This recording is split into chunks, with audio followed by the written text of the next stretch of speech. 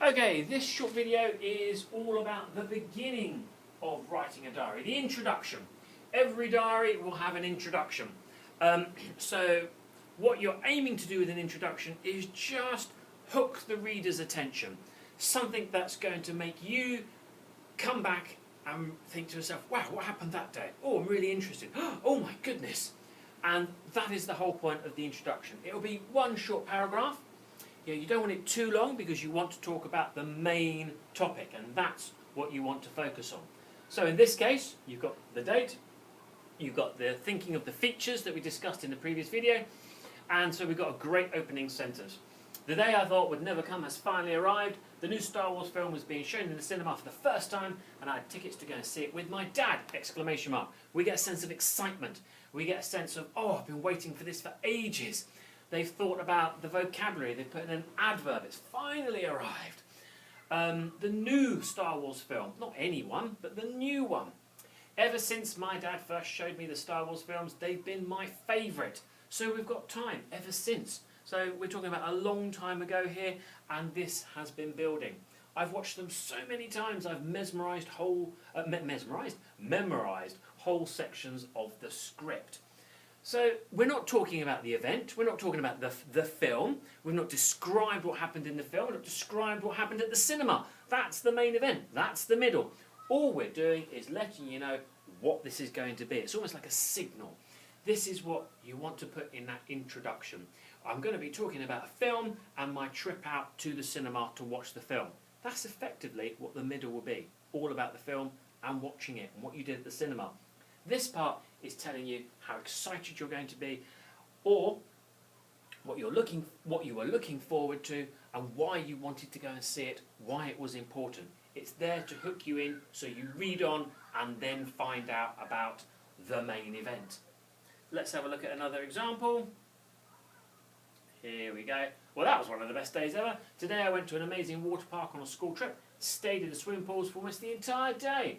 I was really excited about the trip yesterday, and when we arrived, I wasn't disappointed. So we've got there a brief kind of hook in. I went to the school trip, and I stayed in the swimming pools all day. I wasn't disappointed. The park was massive with slides everywhere. It's just letting you a little glimpse about what you're going to be talking about in the main part. So that is the introduction. It's hooking you in to tell you about what the main section is going to be. It's quite short. It needs to be a short paragraph. You don't want to describe too much at that point because that's the whole point of the middle section. Okay? You just need to grab that reader's attention. Grab your attention as you look back on it years later and think to yourself, wow, I'll read that one. Out of all the pages I could be reading, that's the one I'm going to focus on because this one sounds like it's really exciting. So I'd say to you that if you're going to write that introduction, first of all, think about what words you could use to make it exciting. Make a little word bank of them. Write them down.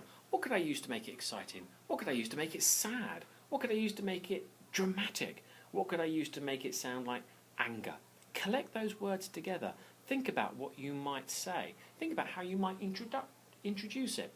In class, we may practice that introductory sentence, that first one. Practice out loud saying it with emotion. So we may practice saying it as if we were angry. We may practice saying it as if we were sad. Is there another way in which we could include ambitious vocabulary in that? And quite often the first sentence is the hard one to write because you're getting yourself going. And that's why it's important to get it right in your head, repeat it, say it over to yourself. Does it sound right? Is it in the right tense? Do I make sense when I say it out loud? What happens if I say it to another person? Does it make sense then? These are all the things that we practice in class. We would write it on a whiteboard and then see if we could share it. And then by sharing it, seeing if we could add any more ambitious vocabulary. Once we've got that first sentence, we would then just write the first paragraph, the introduction. Again, we would share that. We would read it to one another. We would talk about what extra words we could put in. How could we make it sound more emotional? What could we do to add a bit more description?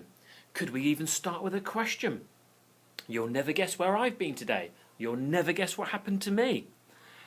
It's those types of technique that will just grab that person's attention. And those are the ones that, if you're going to start that introduction, have a go at doing that first. Repeat it, recite it, talk to others, say it to others, and then once you feel you've got it right in your head, that's when you start the writing process, and only write the introduction. The next step will be writing the middle, but we'll leave that for the next one.